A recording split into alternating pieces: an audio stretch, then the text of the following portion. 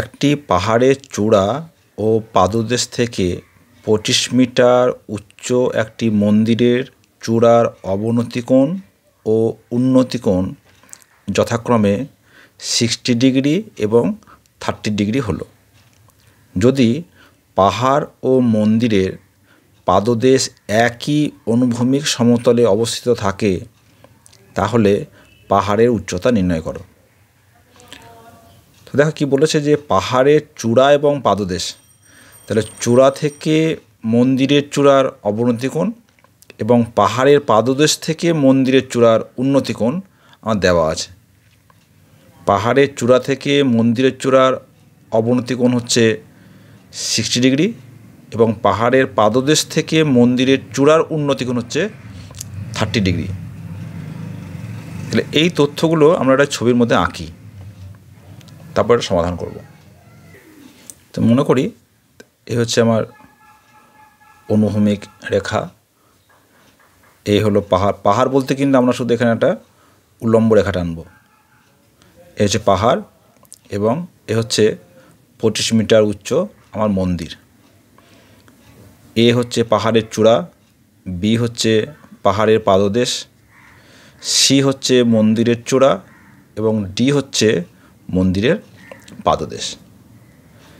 এবার কি বলেছে যে পাহাড়ের চূড়া ও পাদদেশ থেকে মন্দিরের চূড়ার অবনতি কোণ, তাহলে এই যে অবনতি মানে কি, আমি পাহাড়ের চূড়া থেকে অনুভূমিক রেখার লাইন টানবো, তাহলে এই যে কোণটা অবনতি কোণ বলেছে না 60 ডিগ্রি এবং পাহাড়ের পাদদেশ থেকে মন্দিরের চূড়ার উন্নতি কোণ, এই যে উন্নতি কোণ, উন্নতি কোণ বলেছে 30 ডিগ্রি। আর কি দেওয়া আছে যে মন্দিরের উচ্চতা হচ্ছে 25 মিটার, এটা আমাদের দেওয়া আছে। তাহলে এই পাহাড়ের উচ্চতা কত? এখানে লক্ষ্য করে দেখো এই যে অনুভূমিক রেখা AX, আমরা কী করব, এই অনুভূমিক রেখার সমান্তরাল করে সি দিয়ে একটা রেখা টানব। মনে করি ABকে ই বিন্দুতে ছেদ করেছে, তো যেহেতু AX সমান্তরাল EC, তাহলে এই কোণটা হয়ে যাবে আমার 60 ডিগ্রি। মনে করি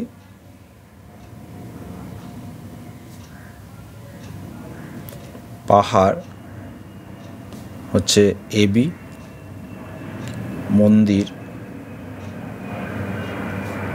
হচ্ছে CD, CD = 25 মিটার এবং যেহেতু EC সমান্তরাল BD, তাহলে বলতে পারবো EC = BD। এই দুটো যেহেতু সমান্তরাল, তাহলে এদের কিন্তু লেন্থটাও কিন্তু সমান হবে। তাহলে এবং এই BE = হবে CD, সমান হচ্ছে 25 মিটার। এই তথ্যগুলো আমরা কিন্তু ছবি থেকে পাচ্ছি। এবার এই যে CBD, এই যে সমকোণী ত্রিভুজ এখানে পাই, তাহলে সমকোণী ত্রিভুজ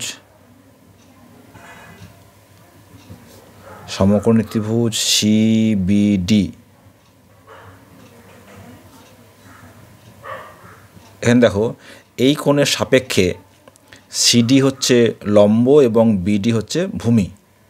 তো বলতে পারবো tan অ্যাঙ্গেল CBD সমান CD/BD, বা tan 30 ডিগ্রি সমান CD হচ্ছে 25 BD, বা BD = 25/tan 30, tan 30 হচ্ছে 1/√3, অতএব BD = 25√3 মিটার। তাহলে এই একটা তথ্য আমরা পেলাম তাহলে বলতে পারবো অতএব ইসি সমান 25√3 মিটার।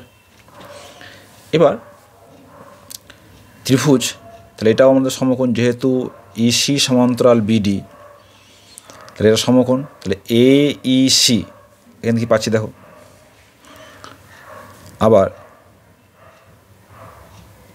আবার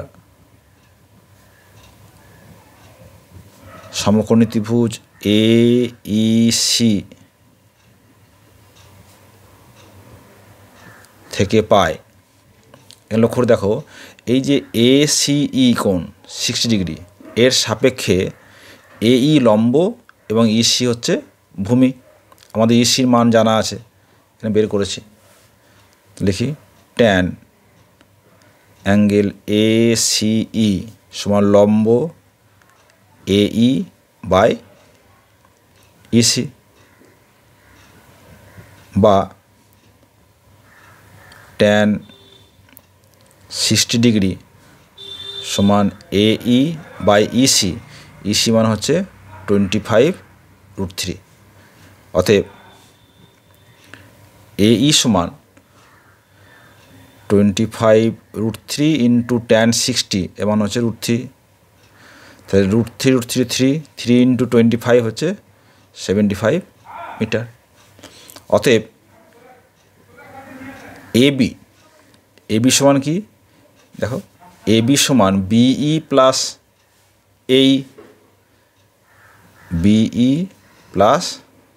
এই বিইর মান আগে বের করা আছে। দেখো বি সমান সিডি সমান 25, তাহলে 25 আর এইর মান বের করলাম 75, সমান হচ্ছে 100 মিটার।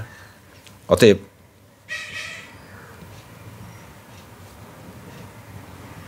পাহাড়ের উচ্চতা 100 মিটার। এর আমাদের উত্তর।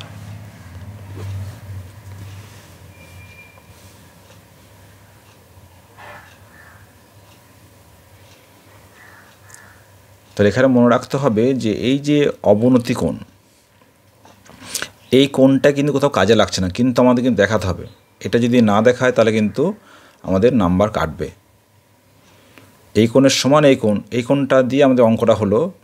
যেহেতু এই কোণটা কাজে লাগছে না, তবু কিন্তু যেহেতু অঙ্কতে এটাই উৎস, তাহলে এই কোণটা কিন্তু আমাদের অবশ্যই দেখাতে হবে, নইলে কিন্তু নম্বর মাইনাস করবে।